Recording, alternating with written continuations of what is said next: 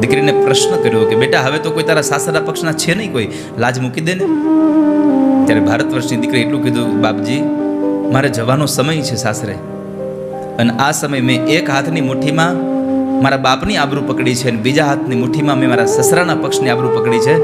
હું ભગવાન ગણપતિને અને મારી કુળદેવીને પ્રાર્થના કરું છું કે બેમાંથી એકેની હાથમાંથી લાજ છૂટે નહીં ને એવા સદવિચારો મને આપજો. અને કન્યાદાન દેવાતું હોય, આ જગતનું સૌથી શ્રેષ્ઠમાં શ્રેષ્ઠ કોઈ દાન હોય તો કન્યાદાન છે. કેટલો મોટો ત્યાગ છે જગતનો. 20 વર્ષ 22 વર્ષ કે 25 વર્ષની દીકરીને ઉછેરી અને 2-3 કલાકની વિધિ કરી અને સોંપી દેવાની કોઈકને. જેણે કન્યાદાન કર્યું એને પૂછજો ક્યારેક. આ જગતમાં તમે 5 રૂપિયા 500 રૂપિયા કે 5 લાખ રૂપિયાનું દાન આપીને તમારા નામની તકતી લગાવી શકો, પણ 25 વર્ષની દીકરીનું દાન કરીને તમે ક્યાંય તકતી ન મરાવી શકો કે મેં કન્યાદાન કર્યું છે. નહીં તો સૌથી મોટું દાન કન્યાદાન છે.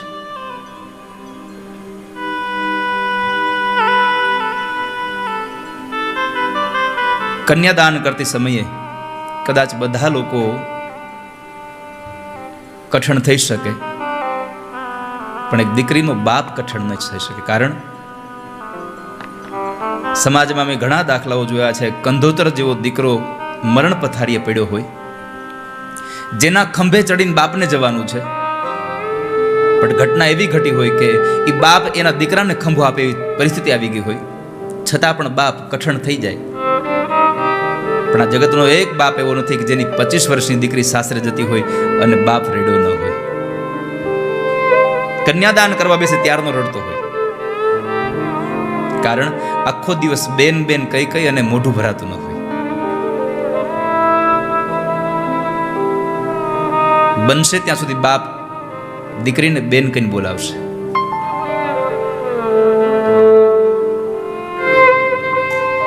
આ જગતનું સૌથી ત્યાગનું કોઈ પ્રતીક હોય તો દીકરી છે. બધું જ છોડીને વીવ જવાનું, અને જરાય પાછી આમ માયા નહીં. નહીં તો જેટલો હક દીકરાનો છે એટલો જ હક દીકરીનો છે સંપદામાં.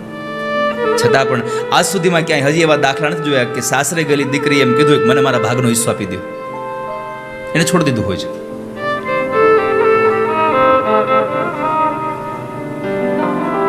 જ્યારે મંગલ ફેરા વર્તાય ત્યારે 3 ફેરામાં પુરુષ આગળ હોય ને 4થા ફેરે કન્યા આગળ થાય છે.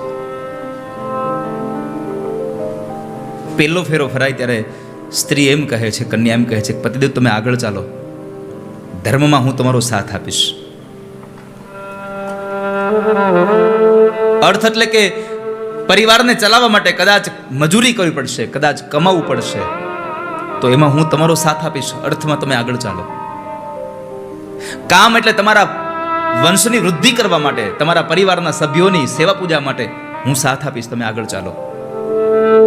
પણ 4થો ફેરો આવે જ્યારે મોક્ષનો, ત્યારે સ્ત્રી એમ કહે છે કે ધર્મમાં, અર્થમાં, કામમાં તમે આગળ ચાલો, પણ મરવાનો મોક્ષનો વારો આવે તો તમારા નામની ચુંદડી ઓઢીને પહેલા હું મરીશ, પછી તમે આવજો. હું અખંડ સૌભાગ્યવતી થઈને જઈશ. આ સમર્પણની મૂર્તિ છે, આ ત્યાગની મૂર્તિ છે. લગ્ન એક માત્ર ઉત્સવ નથી, યાદ રાખજો વાલા. લગ્ન 16 સંસ્કારમાંનો એક સંસ્કાર છે, અને સૌથી અગત્યનો કોઈ સંસ્કાર હોય તો એ વિવાહ સંસ્કાર છે.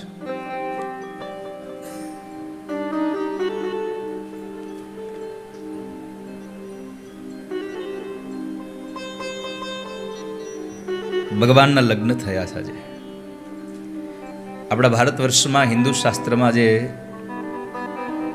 લગ્નની વિધિઓ આવે છે, આપણે અત્યારે તો માત્ર બસ આનંદ માટે ખાલી બધું કરીએ, પણ ક્યારેય લગ્ન વિધિને જાણવાના પ્રયત્નો કર્યા નથી આપણે.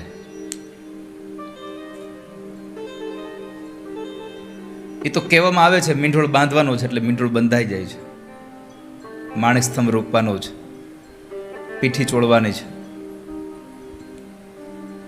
4 ફેરા ફરવાના છે. પણ આ બધું શું કામ છે કઈ ખબર નથી આપણને. બહુ ઓછા લોકોમાંથી જેટલા બેઠા છો માનશો તમે કે જેને લગ્ન વિધિમાં મીંઢોળ શું કામ બાંધવાનો છે ખબર હશે. બાંધવાનો છે એટલી ખબર છે. જો ગોરબાપા ભૂલી જાય તો ગોરબાપાનો વારો, પણ શું કામ બાંધવાનો છે એ ખબર નથી આપણને. પગની પેની દ્વારા,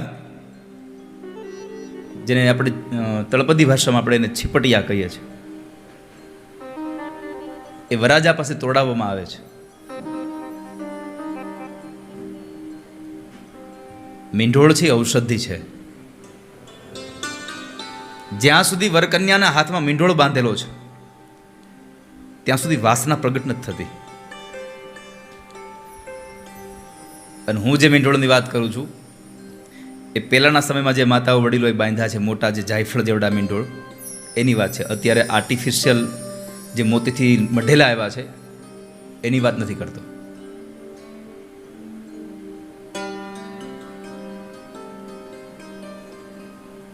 માણેક સ્તંભ રોપવામાં આવે છે. આપણી ભાષામાં લાકડાનો આટલો કમતો ટુકડો હોય છે. શું છે એ ખબર નથી આપણને, કારણ કે આપણે ક્યારેય જાણવાના પ્રયત્નો કર્યા પણ નથી. માણેક સ્તંભ એ ભગવાન બ્રહ્માજીની પૂજા છે. તમારા ઘરનું પગથિયું તમે ઉતરતા હોવ તો ડાબા હાથ બાજુ અને ચડતા હોવ તો જમણા હાથ બાજુ એ માણેક સ્તંભને રોપવામાં આવે છે. દક્ષિણ દિશામાં ભગવાન યમનો વાસ છે. એટલે બ્રહ્માજીનું પહેલું વહેલું મુહૂર્ત, પહેલી પૂજા એમની કરી અને બ્રહ્માજીને કહ્યું કે હે બ્રહ્માજી, અમારી ઘરે આ મંગલ ઘટના છે અને આમાં અમંગલ ઘટના ન ઘટે એટલા માટે અમે આપની પહેલી પૂજા કરીએ છીએ. સંપુટ બાંધ હોય છે. પોખણાથી આપણે એને પોખતા હોય છે. વરાજો જ્યારે વરાજો આવે મંડપે, 4 પોખણા હોય છે: ધોસરું, સાંબેલું, રવાઈ અને ત્રાક. કન્યાની માતા ધોસરું બતાવીને એમ કહે છે કે હે વરાજા, આ સંસાર રૂપી આ ગાડું હવે તમે અને મારી દીકરી બેઉ સાથે મળી અને એનું વહન કરજો. સાંબેલું બતાવે ત્યારે કહે છે કે સંસારમાં પગ મૂકો છો, ખંડાવવાની તૈયારી રાખજો. આ સમાજ છે. રવાઈ બતાવીને કહે છે કે તમે મારી દીકરી બે મનોમંથન કરી અને સદ વિચારોને પ્રગટ કરજો, સદ વિચારોને જન્મ આપજો. જેમ દહીંનું મંથન કરી એમાંથી માખણને શોધવામાં આવે છે, એમ બેઉ જણા મનોમંથન કરી અને સદ વિચારો આપજો. અને સદ વિચારો દ્વારા આપણો સમાજ, આપણો પરિવાર ખુશ બને. અને છેલ્લે ત્રાક. સંસારમાં પગ મૂકો છો ને તો દુઃખ પણ આવશે, એની તૈયારી રાખજો. કાંટા ને કાકરા લાગશે. પછી છીપટિયું આવે આપણું, જેને સંપુટ કહેવાય છે. 2 કોડિયાને ભેગા કર્યા છે સામસામાં, એની વચ્ચે સોપારી, રૂપિયાનો સિક્કો, ચોખાના દાણા, આવું બધું ભર્યું હોય. એને વરાજો તોડી અને એક કરી નાખે છે. એક બાજુનું કોડિયું એટલે કન્યા પક્ષ છે, એક બાજુનું કોડિયું એટલે વરાજા પક્ષ છે. કન્યાની માં એમ કહે છે કે આ 2 પક્ષની મધ્યમાં તમારે રહેવાનું છે. ત્યારે વરાજો એ બેવને એક કરીને એમ કહે છે કે અમે બેવને વચ્ચે નહીં રહીએ, આ બધાની સાથે રહેશું, અમે બધા સાથે રહેશું. કઈ વરાજાના પગમાં કપાસી છે કે નહીં એ તપાસવા હાટ નથી કરવી.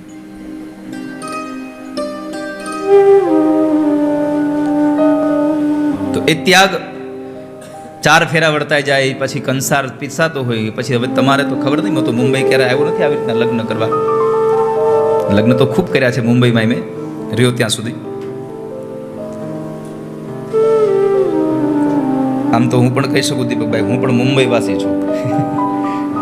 જોગેશ્વરીમાં ખૂબ રહ્યો છું.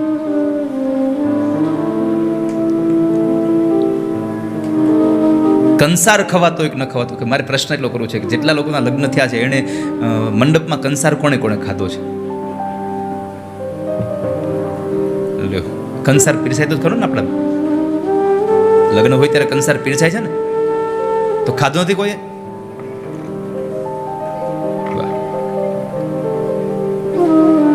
કેટલી આપણી અંધશ્રદ્ધાઓ છે જુઓ તમે. જો ગોર બાપા એમ કહે કે જરા જરા બે કંસાર એને બેને એકબીજાને મીઠું મોટું કરાવો, તો વરપક્ષના બહેનો બધા કહેવા માંડે ના ના ના ખવાય નહીં અહીંયા. હવે ખાવાનું નથી તો ત્રાસ ભરીને બનાવ્યો શું કામ? અને પાછા મોટા ઉપાડા ગીત તો ગાઓ છો તમે, કંસાર કેવો મીઠો લાગ્યો, એ ઊંઘવાથી ખબર પડે? અગ્નિની સાક્ષીએ ત્યાં લખ્યું છે કે અમે એકબીજાને જમાડીને પછી જમશું, ભગવાનને જમાડીને પછી જમશું. કંસાર જમવાનો છે ત્યાં આગળ.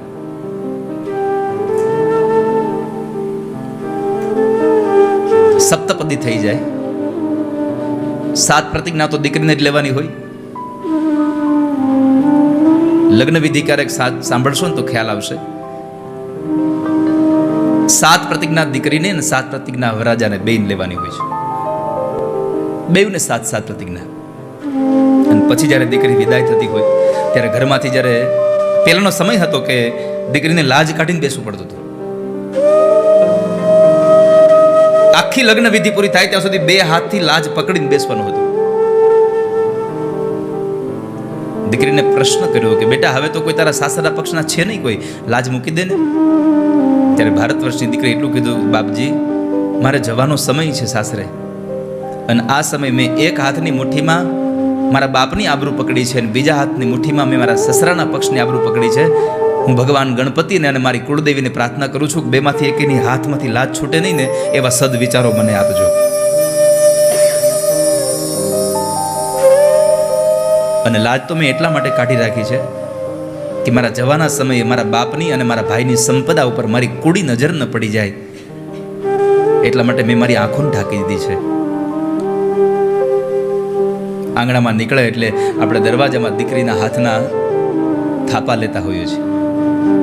દીકરી થાપા નથી આપતી. દીકરી એમ કહે છે કે તમે નાનો એવો પ્લોટ અને મકાન ખરીદો તો એક અંગૂઠાનું નિશાન આપવું પડે, પણ હું 10 આંગળાના નિશાન દઈને જાઉં છું કે આજ પછી મારા બાપની કે મારા ભાઈની સંપદામાં એના ફળિયાની ધૂળમાં પણ મારો હક નથી. આ 10 આંગળાના નિશાન દઈને જાઉં છું. આ ત્યાગ અને સમર્પણની મૂર્તિ છે દીકરી. અને સૌથી પહેલા મંડપને વધાવીને જ્યારે નીચે ઉતરશે ને ત્યારે સૌથી પહેલા એ બાપને મળશે, એના બાપને ઓવારણા લેશે. દીકરી વિદાયના પ્રસંગમાં સૌથી કોઈ દુઃખી થતો હોય તો બાપ હોય છે. જોજો, આખું ઘર એ દીકરીને વિદાય કરવા માટે ગામને શેરી સુધી, ગામના પાદર સુધી જશે, બાપ નહીં જાય. આખું ઘર ગામના પાદર સુધી જાય, અહીંયા ખૂણામાં બેસી અને બાપ એકલો એકલો રડતો હોય છે.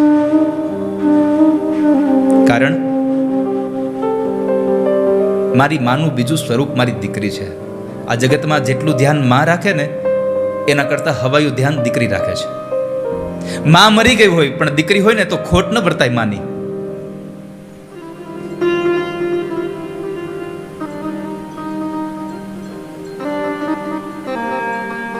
અને જ્યારે દીકરીનો વિદાય પ્રસંગ ચાલતો હોય ત્યારે જાન પક્ષના બહેનો, આપણે માથું ગુથામણ છે કે નહીં ખબર નહીં તમારા આપણા સમાજમાં. માથું ગુથામણ લઈ જાય બાજુમાં, નીકળી ગયું ને, ખબર નથી શું કામ હશે, પણ એ મને ખબર છે. સમય પ્રમાણે મેં જોયું છે ને ભાઈ, હું તો આખી દુનિયાને રખડું છું. આમ માથું ગુથામણ શું છે ખબર નથી. હા એટલી ખબર છે, માથું ગુથામણ માટે અહીંયા માથામાં તેલ નાખવાનું હોય. નહીં તો હું કઈ કન્યા આખો દિવસ માથું ઓળ્યા વગરની બેઠી હતી. જાન પક્ષની 5 વડીલ બહેનો, 5 માતાઓ એને બાજુના ઘરે લઈ જાય ને તેલ નાખે અને એને શિખામણની 5 વાતો શીખડાવે છે કે તારા સાસરામાં આવા રિવાજો છે. અને એવા સમયે આપણી કહેવત પડી છે કે અમે એને પાથીએ પાથીએ તેલ નાખ્યું છે.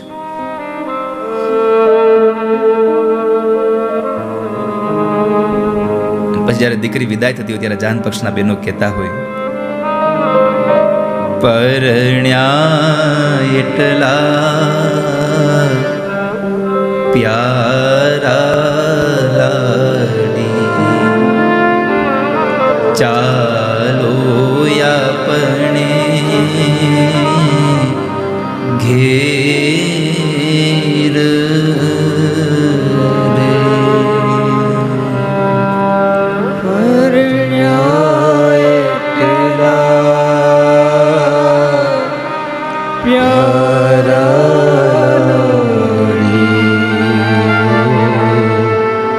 ચાલો આપણે ઘેર ઉભાર્યો તો માંગ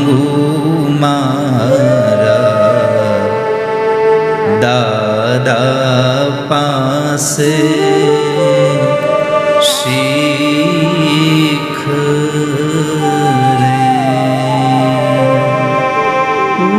ઉભાર્યો તો માંગુ મારા દાદા પાસે શીખ. આજે કદાચ દીપકભાઈ, રીટાબેન, હંસાબેન આ બધાને આ પ્રસંગ કથાનો છે એટલે લગ્નમાં દીકરી વિદાય નહીં સમજાય, પણ જ્યારે ફોરમને સાસરે મોકલશે ને ત્યારે ખબર પડશે દીકરી વિદાય શું થાય છે. જ્યારે એક દીકરી આંગણું છોડીને જતી હોય, મા બાપ જીવનમાં 2 વખત રડતા હોય છે. 2 વાર દીકરી ઘર છોડે ત્યારે અને દીકરો તર છોડે ત્યારે 2 વાર મા બાપ રડતા હોય છે.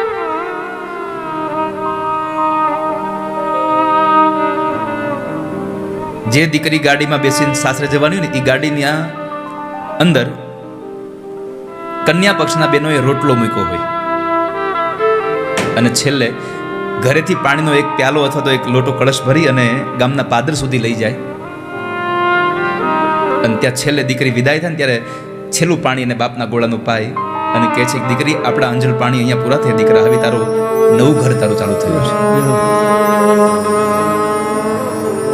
અને અહીંયા બેઠો બેઠો બાપ રડતો હોય, કારણ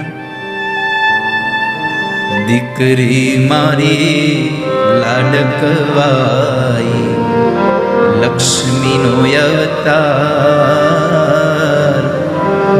એ સુવે તો રાત પડે ને જાગે તો સવાર, દીકરી મારી લાડકવાઈ ઢીંગલા સાથે રમતી ઢીંગલી જેવું મારું બાળ, રમતા થાકે ભૂખ લાગે તો ખીર રાંધું તૈયાર, દીકરી તારા રૂપમાં લાગે માડીનો અણસાર, દીકરી મારી લાડકવાઈ હો.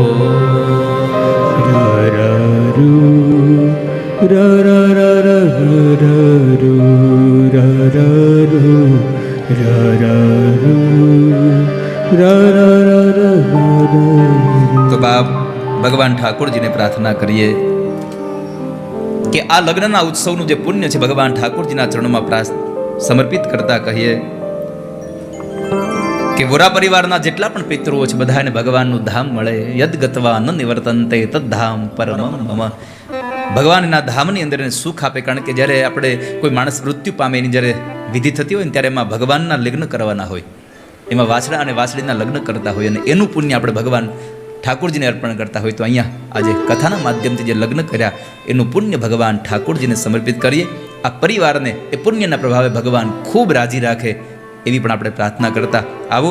આજના દિવસની આ કથાને અહીંયા વિશ્રામ કરીએ. આવતીકાલ ફરી પાછું કહું છું, સવારે 7:30 કલાકે કથા પ્રારંભ થશે અને બરાબર બપોરે 10 વાગે કથા વિશ્રામ લેશે. એની આપ સૌ લોકો નોંધ લેશો. 2 મિનિટ માટે ભાવથી ગાઈએ.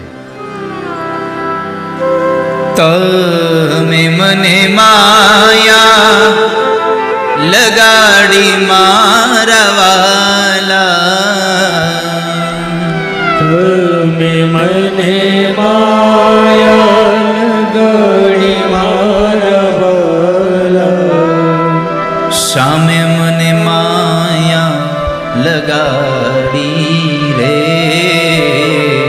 સામે મને માયા લગાડી. આજે રૂકમણીની વિદાય કરતી આવતીકાલ 10 વાગે અમારી વિદાય છે આપ સૌ વચ્ચેથી. ભગવાને કંઈક ભેગું કરેલું પ્રારબ્ધનું આ 7 દિવસનું દિવેલ અહીંયા પૂર્ણ થઈ રહ્યું છે.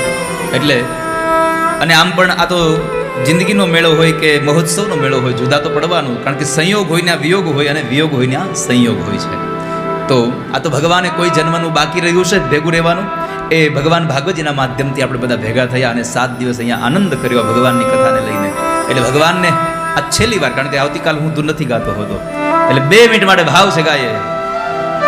દ્વારિકાનો નાથ મારો રાજા રણ છોડ છે એણે મને માયા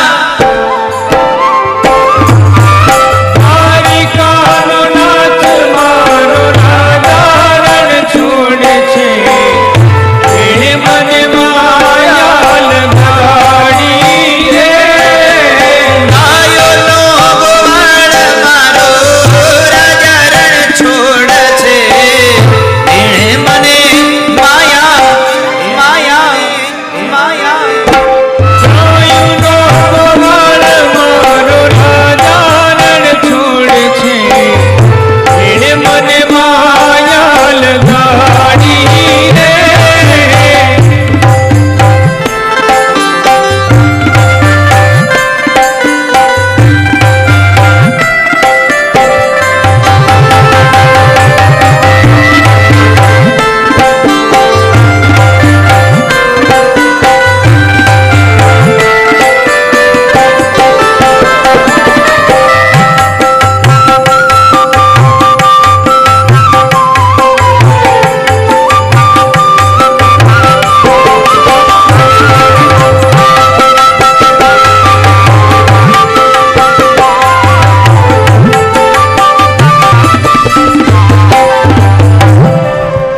તમે મને માયા લગાડી મારવાલા મને માયા લગાડી મારા વાલા તમે મને માયા લગાડી રે મને માયા લગાડી સામે મને માયા લગાડી રે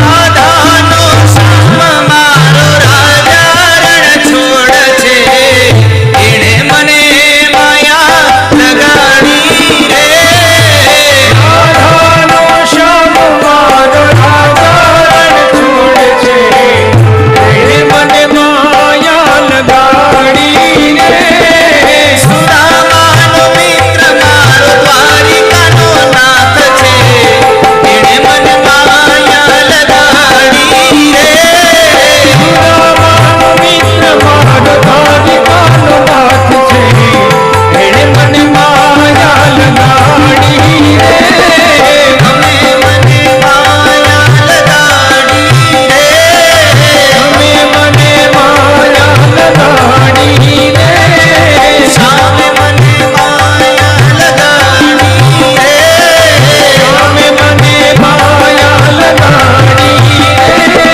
તમે મને માયા લગાડી રે તમે મને માયા લગાડી